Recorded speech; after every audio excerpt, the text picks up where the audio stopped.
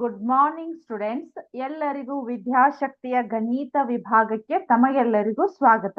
ನಾನು ಇವತ್ತು 9ನೇ ತರಗತಿಯ ಪುನರಾವರ್ತನೆ ಆ ಪಾಠದೊಳಗೆ ನಿಮಗ ಲಾಂಗ್ ಡಿವಿಷನ್ ಮೆಥಡ್ ಅಂದ್ರೆ ನಮಗ ಏನಾಗಿತ್ತಂದ್ರ ಬೀಜೋಕ್ತಿಗಳನ್ನ ಅಪವರ್ತಿಸುವುದು ಯಾವ ರೀತಿ ಅನ್ನೋದು ಅಥವಾ ಶೂನ್ಯತೆಗಳನ್ನ ಕಂಡು ಹಿಡಿಯೋದನ್ನ ನೀವು ಲಾಸ್ಟ್ ಕ್ಲಾಸ್ ಒಳಗೆ ಕಲ್ತೀರಿ, ಹೌದಾ? ಆಮೇಲೆ ರೆಗ್ಯುಲರ್ ಕ್ಲಾಸ್ ಒಳಗೂ ನೀವು ಸಾಕಷ್ಟು ಅದ್ರ ಬಗ್ಗೆ ಎಕ್ಸಾಂಪಲ್ಸ್ ಗಳನ್ನ ಕಲ್ತೀರಿ. ನಾನ್ ಇವತ್ತು ಹೇಳುದಂದ್ರ ಶೇಷ ಪ್ರಮೇಯ, ಹೌದಾ? ಥೇರಮ್ ಆಫ್ ರಿಮೈಂಡರ್ ಅಥವಾ ರಿಮೈಂಡರ್ ಥೇರಮ್ ಅಂತ ಹೇಳ್ತೀವಿ. ಸೊ ಪಾಠದ ಯಾವ್ದು ಹೇಳ್ರಿ ಹಾಗಾದ್ರೆ? ಬಹುಪದೋಕ್ತಿಗಳು ಅಥವಾ ಪಾಲಿನಾಮಿಯಲ್ಸ್.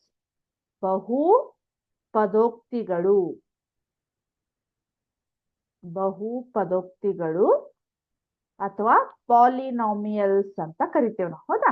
ಇದ್ರೊಳಗೆ ನಾನು ಇವತ್ತು ಹೇಳ್ತಾ ಇರೋದು ಏನಂದ್ರೆ ಶೇಷ ಪ್ರಮೇಯ ಅಂತ ಹೇಳ್ತಾ ಇದ್ದೀನಿ, ಹೌದಾ? ಶೇಷ ಪ್ರಮೇಯ, ಹೌದಾ? ಇದು ಏನಂದ್ರೆ ನಿಮಗ ಆಲ್ರೆಡಿ ನಾನು ರೆಗ್ಯುಲರ್ ಕ್ಲಾಸ್ ಒಳಗೂ ಹೇಳೇ ಬಿಟ್ಟೇನೆ, ಹೌದಾ? ಈಗ ನಮಗ ಒಂದು ಬಹುಪದೋಕ್ತಿ ಅಥವಾ ನಮ್ಗೀಗ ಶೇಷ ಪ್ರಮೇಯ ಅನ್ನೋದು ನಮ್ದು ಯಾವ್ದಕ್ ರಿಲೇಟೆಡ್ ಅಂದ್ರೆ ನಮ್ಗೀಗ ಭಾಗಾಕಾರ ನಮಗ್ ಗೊತ್ತಿದೆ, ಹೌದಾ? ಫಾರ್ ಎಕ್ಸಾಂಪಲ್ ಈಗ ನಾನು 36 ಅನ್ನ 6 ನಿಂದ ಭಾಗಿಸ್ತೇನೆ, ಹೌದಾ? 6 36 ಆಯ್ತು, ಹೌದಾ? ಸೊ ಇದೆಷ್ಟಾಯ್ತು ನಮ್ಗ 0 ಬಂತು, ಹೌದಾ? ಇದಕ್ ನಾವ್ ಏನಂತ ಕರಿತೇವೆ ಹೇಳ್ರಿ? ಭಾಗಲಬ್ಧ ಅಂತ ಕರಿತೀವಿ, ಹೌದಾ? ಮತ್ತೆ ಇದಕ್ಕೇನಂತ ಕರಿತೇವೆ ಹೇಳ್ರಿ? ಶೇಷ ಅಂತ ಕರಿತೀವಿ, ಹೌದಾ? ಇದಕ್ಕೇನಂತ ಕರಿತೇವಂದ್ರ ಭಾಜಕ ಅಂತ ಕರಿತೀವಿ, ಇದಕ್ಕ ಭಾಜ್ಯ ಅಂತ ಕರಿತೀವಿ, ಹೌದಾ? ಸೊ ಈ ರೀತಿ ನಮಗೀಗ ಏನಾಗಿದಾವ್ ಈ ಸಂಖ್ಯೆಗಳನ್ನ ನಾವು ಯಾವ ರೀತಿ ಭಾಗಾಕಾರ ಲೆಕ್ಕ ಬರ್ಬೇಕಂದ್ರ ನಮಗ ಮಸ್ಟ್ ಅಂಡ್ ಶುಡ್ ನಮ್ಗೆ ಏನ್ ಬರ್ತಾ ಇರ್ಬೇಕು ಹೇಳ್ರಿ? ಟೇಬಲ್ಸ್ ಗಳ ಬಂದ್ರೆ ನಮಗ್ ಮಾತ್ರ ನಾವು ಭಾಗಾಕಾರ ಲೆಕ್ಕವನ್ನ ಮಾಡ್ಲಿಕ್ಕೆ ಬರ್ತೈತೆ ಅಂತ ನಾವು ಚಿಕ್ಕವರಿದ್ದಾಗಿಂದನೂ ನಮಗ ಅದನ್ನ ಕೇಳೇವಿ. ಬಟ್ ಇಲ್ಲಿ ನಮಗ ಬಹುಪದೋಕ್ತಿಗಳು ಅಥವಾ ಬೀಜೋಕ್ತಿ ಒಳಗೆ ಯಾವ ರೀತಿ ಭಾಗಾಕಾರ, ಅದಕ್ಕೆ ಯಾವುದೇ ಅದ್ರದೇ ತರದಂತದ್ ಯಾವ್ದಾದ್ರು ಟೇಬಲ್ಸ್ ಗಳದಾವ ಅಥವಾ ಏನ್ ರೂಲ್ಸ್ ಅದಾವ, ಹೌದಾ? ಅದನ್ನ ನಾವು ನೋಡ್ಬೇಕು. ಇಲ್ಲಿ ಏನಾಗಿರ್ತದಂದ್ರ ಈ ಶೇಷದ ಮೇಲೆ ಈ ನಮ್ದು ಬಹುಪದೋಕ್ತಿಗಳ ಅಪವರ್ತನಗಳು ನಿರ್ಧಾರ ಆಗೋದ್ರಿಂದ ನಾವು ಅದಕ್ಕ ಶೇಷ ಪ್ರಮೇಯ ಅಂತ ಕರಿತೇವೆ. ಅರ್ಥ ಆಯ್ತಾ? ಸೊ ಅದ್ರದ್ದು ಒಂದು ಎಕ್ಸಾಂಪಲ್ ಅನ್ನ ಯಾವ ರೀತಿ ಇದೆ ಏನ್ ಅನ್ನೋದನ್ನ ನಾನು ಇದ್ರ ಬಗ್ಗೆ ಡಿಟೇಲ್ ನಿಮ್ಗೆ ರೆಗ್ಯುಲರ್ ಕ್ಲಾಸ್ ಒಳಗಂತೂ ಹೇಳೇನಿ. ಆದ್ರೂ ಸ್ವಲ್ಪ ಇನ್ ಡಿಟೇಲ್ ಆಗಿ ಜನರಲ್ ಆಗಿ ನಾನು ನಿಮ್ಗ ಕ್ವಿಕ್ ಆಗಿ ಒಂದು ಹೇಳ್ತೇನಂತ, ಹೌದಾ? ಸೊ ಯಾವ್ದಂದ್ರ ಇಲ್ಲೊಂದ್ ನೋಡ್ರಿ, ಒಂದು ಭಾಗಾಕಾರವನ್ನ ಯಾವ ರೀತಿ ಮಾಡ್ಬೋದು ಅಂತ ಹೇಳಿ ಕ್ವಶನ್ ಬರೀತೆ ನೋಡ್ರಿ. ಎಕ್ಸ್ ಕ್ಯೂಬ್, ಹೌದಾ? X cube plus 3x² plus 3x plus 1 ಅನ್ನು ಈ ಕೆಳಗಿನವುಗಳಿಂದ ಅಲ್ಲಿ ಸಾಕಷ್ಟು ನಮ್ಗೆ ಇಲ್ಲಿ ಕೊಟ್ಟಿದಾರು ಸಿಗುವ ಶೇಷವನ್ನ ಕಂಡುಹಿಡಿಯಿರಿ ಅಂತ ಹೇಳಿದಾರ, ಹೌದಾ? ಸೊ ಇಲ್ಲಿ ಏನಾಗತ್ ನೋಡ್ರಿ, ನಮಗ ಇಲ್ಲಿ x+1 ಭಾಗಿಸ್ಬೇಕು ನಾವೀಗ, ಹೌದಾ? x+1 ಭಾಗಿಸ್ಬೇಕು. ಸೊ ಇಲ್ಲಿ ಏನಾಗತ್ ನೋಡ್ರಿ ನಮಗ, ಹೌದಾ? ಯಾವ ರೀತಿ ಭಾಗಿಸ್ಬೇಕಂದ್ರ ಇಲ್ಲೇ ನೋಡ್ರಿ 3 ಇದೆ, ಇಲ್ಲಿ ಒಂದೇ x ಇದೆ ಅಂದ್ರೆ ನಾವ್ ಇಲ್ಲಿ ಎಷ್ಟು x ದಿಂದ ಗುಣಾಕಾರ ಮಾಡಿದಾಗ ಇದು x³ ಬರ್ತೈತ್ ನೋಡ್ರಿ ನಮಗ. ಇನ್ 2x ದಿಂದ ಗುಣಾಕಾರ ಮಾಡ್ಬೇಕು ನಾನು, ಹೌದಾ? x² ಇಂಟು x ಎಷ್ಟಾಯ್ತು? x³ ಆಯ್ತು, ಹೌದಾ? ಪ್ಲಸ್ ಇಲ್ಲಿ 1 ಇಂಟು x² ಎಷ್ಟಾಯ್ತು? 1x² ಅಂತ ಆಯ್ತು. ಸೊ 1 ಅನ್ನ ನಾವು ಬರೀದೇ ಇದ್ರು ನಡಿತೈತಿ. ಇವಾಗ ಏನ್ ಮಾಡ್ಬೇಕು ಹೇಳ್ರಿ? ಈ ಕೆಳಗಿನ ಚಿಹ್ನೆಗಳು ನಮ್ಮ ಯಾಕಂದ್ರ ಭಾಗಾಕಾರದ ರೂಲ್ಸ್ ಏನ್ ನಮ್ಗ ಮೈನಸ್ ಮಾಡ್ಬೇಕು ಅಥವಾ ವ್ಯವಕಲವನ್ನ ಮಾಡ್ಬೇಕಲ್ಲ. ಸೊ ಅಲ್ಲಿ ಕೆಳಗಿರುವಂತಹ ಚಿಹ್ನೆಗಳು ಚೇಂಜ್ ಆಗ್ತಾವ, ಹೌದಾ? ಸೊ ಈಗ ಏನಾಯ್ತು ನಮ್ದು x³ ಇಲ್ಲಿ ನಮಗ ಬಹುಪದೋಕ್ತಿ ಒಳಗ ಮೇನ್ ನಮ್ ಕಾನ್ಸೆಪ್ಟ್ ಇರೋದ ಅಥವಾ ನಮ್ದು ಗುರಿ ಏನಿರೋದಂದ್ರ ಮೊದಲನೇ ಪದವನ್ನ ಕ್ಯಾನ್ಸಲ್ ಮಾಡ್ಕೊಂತ ನಾವು ಹೋಗ್ಬೇಕು, ಹೌದಾ? ಸೊ ಈಗ ಇಲ್ಲಿ 3 - 1 ಎಷ್ಟಾಯ್ತು? 2x² ಆಯ್ತು. ದೊಡ್ಡ ಅಂಕಿ ಹಿಂದಿನ ಚಿಹ್ನೆ ಪ್ಲಸ್ ಐತಿ, ಆಮೇಲೆ ಇದನ್ನ ಇಲ್ಲಿ ಇಳಿಸ್ಕೊರಿ, ಪ್ಲಸ್ 3x ಅಂತ ಆಯ್ತು, ಹೌದಾ? ಆಮೇಲೆ ನೋಡ್ರಿ ಇಲ್ಲಿ 2x² ಐತಿ, ಇಲ್ಲಿ ಓನ್ಲಿ x ಐತಿ. ಹಾಗಾದ್ರೆ ನಾ ಎಷ್ಟರಿಂದ ಗುಣಾಕಾರ ಮಾಡ್ಬೇಕು? ಎಕ್ಸ್ಟ್ರಾ 2 ಅಂತೂ ಐತಿ, ಹೌದಾ? ಆಮೇಲೆ ಇಲ್ಲಿ x² ಬರ್ಬೇಕಂದ್ರ ನಾ ಇನ್ನೂ ಒಂದು x ದಿಂದ ಇದನ್ನ ಗುಣಾಕಾರ ಮಾಡ್ಬೇಕು. ಅವಾಗ 2x ಇಂಟು x ಎಷ್ಟಾಯ್ತು? 2x² ಪ್ಲಸ್ 2x ಇಂಟು 1 ಎಷ್ಟಾಯ್ತು? 2x ಆಯ್ತು, ಹೌದಾ? ಇಲ್ಲಿ ನೋಡ್ರಿ ಮತ್ತೆ ನಮ್ಗೆ ಇಲ್ಲಿ ಏನಾಗ್ತಾವ? ಈಗ ಚಿಹ್ನೆಗಳು ಚೇಂಜ್ ಆಗ್ತಾವು. ಇದು ಮೈನಸ್ ಆಯ್ತು. ಸೊ 2x² - 2x² ಕ್ಯಾನ್ಸಲ್ ಆಯ್ತು. 3x ಮೈನಸ್ 2x ಅಂದ್ರೆ 1x ಆಯ್ತು. ಬಟ್ ಅದು ಎಕ್ಸ್ ಅನ್ನೋದು ನಮ್ಗೆ ಏನಾಗತ್ತೆ ಹೇಳ್ರಿ, ಅಲ್ಲೇ ಆಲ್ರೆಡಿ 1 ಇರೋದ್ರಿಂದ 1 ಅಂತ ಬರೆಯುವಂತ ಅವಶ್ಯಕತೆ ಇಲ್ಲ.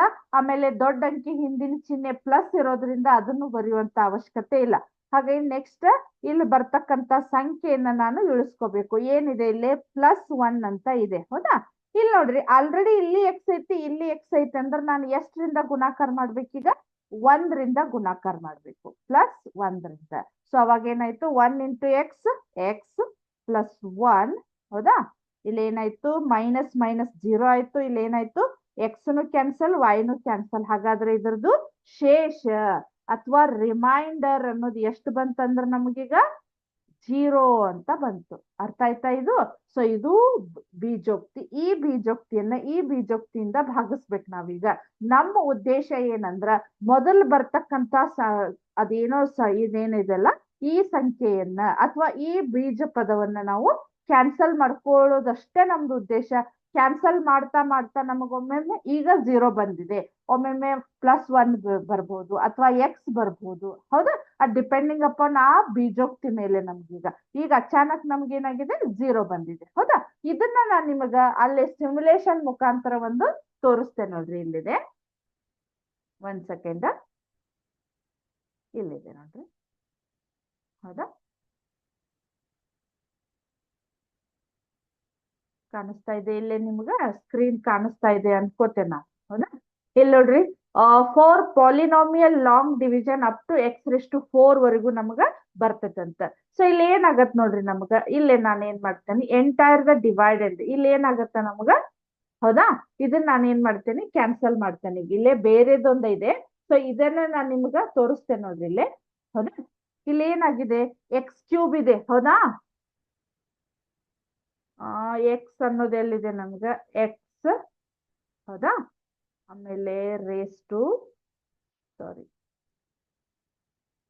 ಎಕ್ಸ್, ಹೌದಾ. ಇಲ್ಲಿ ಏನಾಗಿದೆ ನಮ್ಗ, ಸ್ಕ್ವೇರ್ ಬರ್ಬೇಕಲ್ಲ, ಎಕ್ಸ್. 1 ಸೆಕೆಂಡ್. ಹಾ, ಇಲ್ಲಿ ಬರ್ತದೆ x³ ಆಮೇಲೆ ಪ್ಲಸ್ ಬರ್ಲಿಲ್ಲಲ್ಲ, ಏನಾಗ್ತಿದ, ಹಾ ಸರಿ, ಪ್ಲಸ್, ಹೌದಾ. x³ plus 3x, 3x² 3x², ಹೌದಾ. 3x² ಪ್ಲಸ್ 3x, ಹೌದಾ. ಆಮೇಲೆ +1 ಅಂತ ಇದೆ, ಹೌದಾ. ಅದಾದ್ಮೇಲೆ ಇಲ್ಲಿ ಬರೋಣ ಈಗ ಡಿವೈಸರ್. ಇದಕ್ಕೆ ಏನಿದೆ ನೋಡ್ರಿ ಇಲ್ಲೇ, ಹೌದಾ. ಇಲ್ಲೇ ಇದನ್ನ ಕ್ಯಾನ್ಸಲ್ ಮಾಡೋಣ ಅಂತ. ಇವಾಗ ಏನ್ ಬಂತ ಹೇಳ್ರಿ, x+1 ಅನ್ನೋದು ನಮಗಿದೆ, ಹೌದಾ. ಎಕ್ಸ್ ಆಮೇಲೆ +1 ಅಂತ ಇದೆ, ಹೌದಾ. ನೋಡೋಣ ನಮ್ದು ಆನ್ಸರ್ ಯಾವ ರೀತಿ ಬಂತಂತ ಹೇಳಿ. ಕರೆಕ್ಟಾ? ನಾವು ಮಾಡಿದಂತಹ ಲೆಕ್ಕ ನಮ್ಗೆ ಏನಾಯ್ತು, ಈಗ ಅದು ರಿಮೈಂಡರ್ ನಮ್ದು 0 ಬಂತು. ನಿಮಗ ಅಲ್ಲಿ ನಾನು ನಿಮಗ ಆ ಸಿಮ್ಯುಲೇಷನ್ ಮುಖಾಂತರ ಅದ್ರೊಳಗೂ ಯಾವ ರೀತಿ ಬರ್ತೈತಿ ಅನ್ನೋದನ್ನ ನಿಮ್ಗ ಪರ್ಫೆಕ್ಟ್ ಆಗಿ ತೋರಿಸ್ಲಿಕ್ಕೆ ಅಂತ ಹೇಳಿ ಅದನ್ನ ಮಾಡಿದೆ, ಹೌದಾ. ಇದ್ರೊಳಗೆ ನೋಡ್ರಿ, ನಾನು ಮತ್ತೆ ಇದನ್ನ ಏನ್ ಮಾಡ್ತೇನೆ ಈಗ, ಇಲ್ಲಿ ಏನೈತಲ್ಲ ಭಾಗಿಸುವಂತ ಸಂಖ್ಯೆಯನ್ನ ಇಲ್ಲೇ ಚೇಂಜ್ ಮಾಡ್ತೇನೆ ನಾನೀಗ, ಹೌದಾ. ಸೇಮ್ ಅದಂತೂ ಇದಿರ್ಲಿ, ಡಿವೈಡೆಂಡ್ ಸೇಮ್ ಇರ್ಲಿ. ಇಲ್ಲಿ ಏನಿದೆ ಅಲ್ಲ ಇದನ್ನ ಚೇಂಜ್ ಮಾಡ್ತೇನೆ ನೋಡ್ರಿ ನಾನು, ಹೌದಾ. ಇಲ್ಲಿ ಏನಿದೆ ಅಂದ್ರ ಸೆಕೆಂಡ್ ಒನ್ x-1/2 ಅಂತ ಇದೆ, ಹೌದಾ. ಇಲ್ಲಿ ನೋಡ್ರಿ, 1 ಸೆಕೆಂಡ್, ಮೈನಸ್, ಹೌದಾ. 1/2 ಅಂದ್ರೆ ಎಷ್ಟಾಗತ್ತೆ ನಮ್ಗಿಲ್ಲಿ, 1/2 ಅಂತ ಇದೆ, ಹೌದಾ. ಸೊ ಇದ್ರದ್ದು ಎಷ್ಟು ಬರ್ತೈತೆ ಅಂದ್ರೆ ನಮ್ಗ ರಿಮೈಂಡರ್ 27/8 ಅಂತ ಬರ್ತೈತಿ. ಇದೇ ಸ್ಟೆಪ್ ನಾ ಏನೇನ್ ಮಾಡ್ತಿದ್ನಲ್ಲ ಅದೇ ಸ್ಟೆಪ್ ಅನ್ನ ನೀವು ಅಲ್ಲಿ ಫಾಲೋ ಮಾಡ್ಬೇಕು. ಅದೇ ನಮ್ದು ಇದ್ರದ್ದು ಪಾಲಿನಾಮಿಯಲ್, ಲಾಂಗ್ ಡಿವಿಷನ್ ಪಾಲಿನಾಮಿಯಲ್ ಅಂದ್ರ ಬಹುಪದೋಕ್ತಿಗಳನ್ನ ಶೇಷ ಪ್ರಮೇಯದ ಮುಖಾಂತರ ನಾವು ಅದಕ್ಕ ಲಾಂಗ್ ಡಿವಿಷನ್ ಮೆಥಡ್ ಅಂತ ಕರಿತೇವಿ. ಅರ್ಥ ಆಯ್ತಾ ಇದು? So 1 second. ಸೊ ಇಲ್ಲಿವರೆಗೆ ಹೇಳಿರ್ತಕ್ಕಂಥ ಈ ಲಾಂಗ್ ಡಿವಿಷನ್ ಮೆಥಡ್ ಅಥವಾ ಶೇಷ ಪ್ರಮೇಯವನ್ನ ನಿಮಗ ಇದ್ರದ್ದು ಕಾನ್ಸೆಪ್ಟ್ ಕರೆಕ್ಟ್ ಆಗಿ ಅಂಡರ್ಸ್ಟ್ಯಾಂಡ್ ಆಯ್ತು ಅನ್ಕೊಂಡು ಇವತ್ತಿನ ಕ್ಲಾಸ್ ಅನ್ನ ಮುಗಿಸ್ತಾ ಇದ್ದೀನಿ. ನೆಕ್ಸ್ಟ್ ಕ್ಲಾಸ್ ಒಳಗ ಕಂಟಿನ್ಯೂ ಮಾಡೋಣ ಅಂತ. Thank you.